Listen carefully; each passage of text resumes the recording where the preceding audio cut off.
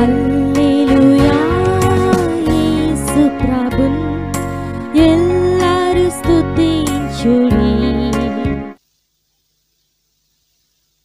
Praise అలాడ్ అండి. దేవునికి స్తోత్రము కలుగును గాక. దైవ గ్రంథం బైబిల్ నుండి సామెతల గ్రంథం 15వ అధ్యాయము 13వ వచనాన్ని చదువుతున్నాను.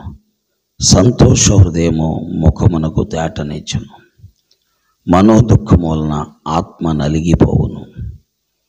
చేరువచ్చిన ప్రియులందరికీ కూడా ప్రభు అయిన యేసుక్రీస్తు వారి ప్రశస్తమైన నామములో శుభాభివందనములు తెలియజేస్తూ ఉన్నాను. లేఖనాల్లో స్పష్టముగా మాట్లాడుతున్న సత్యం ఏంటంటే, సంతోష హృదయము ముఖమునకు తేటనిస్తుందట, మనోదుఃఖం వలన ఆత్మ నలిగిపోతుంది.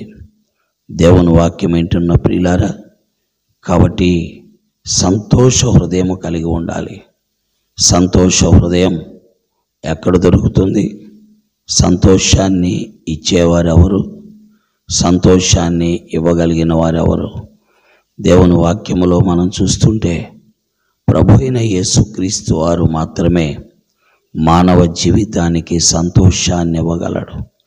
ఈనాడు మానవ లోకంలో వెండి, బంగారము, ఆస్తి, అంతస్తు, మేడలు, మిద్దెలు, డబ్బు సంతోషాన్ని ఇస్తాయని మనం అనుకుంటాం. పిల్లరా, వాటిలో సంతోషము లేదు. అందుకే ప్రభువారు అన్నారు, నా సంతోషం నేను మీకు అనుగ్రహిస్తున్నాను అన్నారు. కాబట్టి ఆ సంతోషాన్ని కలిగిన హృదయం ఎలా ఉంటుందంటే, ఆ సంతోషాన్ని కలిగిన హృదయం వలన వారి ముఖాలు తేటగా కనబడతాయి. పిల్లరా, అందుకే వారు రొట్టె వలన మాత్రము కాదు, దేవుని నోట నుండి వచ్చే ప్రతి మాట వలన జీవిస్తున్నారు. అందుకే దేవుని వాక్యములో దానియేలు, షడ్రక్, మేషక్, అబేద్నెగోలు వారి హృదయాల్లో దైవ సంతోషమున్నది, దేవుని గుర్చిన సంతోషమున్నది. అందుకే ఈ బాలురు యొక్క ముఖాలు ఆ యొక్క వేరే బాలురు యొక్క ముఖాల కంటే తేటగాను సౌందర్యముగా కనబడుతున్నాయి. కారణం, వారి హృదయాల్లో దైవ సంతోషమున్నది. ఆ దైవ సంతోషమే వారి ముఖానికి తేటనిచ్చింది. మనోదుఃఖం వలన ఆత్మ నలిగిపోతుంది. ప్రియ స్నేహితులారా, దైవ వాక్కుల్లో మనము చూస్తున్న సత్యం ఏంటంటే, మనోదుఃఖము అంటే మన ఆంతర్యములో దుఃఖం ఉందనుకోండి, మనము సంతోషముగా ఉండలేం. కాబట్టి పిల్లారా, మన దుఃఖాన్ని సంతోషంగా మార్చేవాడు, మన యొక్క కన్నీటిని తుడిచేవాడు, మన దుఃఖమును సంతోషంగా మార్చేవాడు, మా కన్నీటిని తుడిచేవాడు, మనల్ని ఆదుకునేవాడు, ఆదరించేవాడు ప్రభు అయిన యేసుక్రీస్తు వారు మన హృదయములో ఉన్నట్లయితే మనకి మనోదుఃఖము ఉండదు. ఒకవేళ మనకి ఎన్ని దుఃఖాలున్నా సంతోషాన్ని ఇస్తుంది. యోబు యొక్క జీవితంలో అతనుకున్న ఆస్తంతా కోల్పోయాడు. 7 కొడుకులు చనిపోయారు, 3 సౌందర్యవంతమైన కూతుళ్ళు చనిపోయారు, ఆరోగ్యం పాడైపోయింది.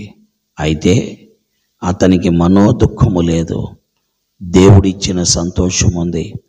అందువల్లే దేవుణ్ణి స్తోత్రించాడు, దేవుణ్ణి కీర్తించాడు. కాబట్టి ప్రియులారా, నీకు మనోదుఃఖము లేకుండా ఉండాలంటే ప్రభు అయిన యేసుక్రీస్తును కలిగి ఉండాలి. తద్వారా నీ ఆత్మ నలిగిపోకుండా ఉంటుంది. ఆయన ద్వారానే నీ ముఖానికి తేటగా ఉంటుంది. గ్రహించు, గుర్తెరుగు, క్రీస్తును నమ్ము, క్రీస్తు యొద్దకు రా, క్రీస్తుకు నీ హృదయాన్ని ఇవ్వు. దేవుడు నిన్ను దీవిస్తాడు. దేవుడి మాటలను ఆశీర్వదించును గాక. ఆమేన్. ప్రేమ కలిగిన తండ్రి, నీ లేఖనములు సామెతల 15:13 చదివాం. ప్రజల మధ్యలో దీవించి ఆశీర్వదించి ప్రజలకు మేలు చేయమని, వాక్యమునకు ముద్ర వేయమని యేసుక్రీస్తు వారి దివ్య నామములో స్తోత్రించి కీర్తించి ఆరాధిస్తున్నాను తండ్రి. ఆమేన్. ప్రైజ్ లార్డ్ అండి. దేవుడు మిమ్మల్ని దీవించి ఆశీర్వదించునుగాక.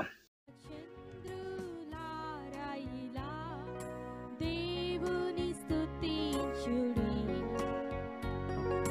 హృదయమును వెలిగించిన యేసుని స్తుతించుడి.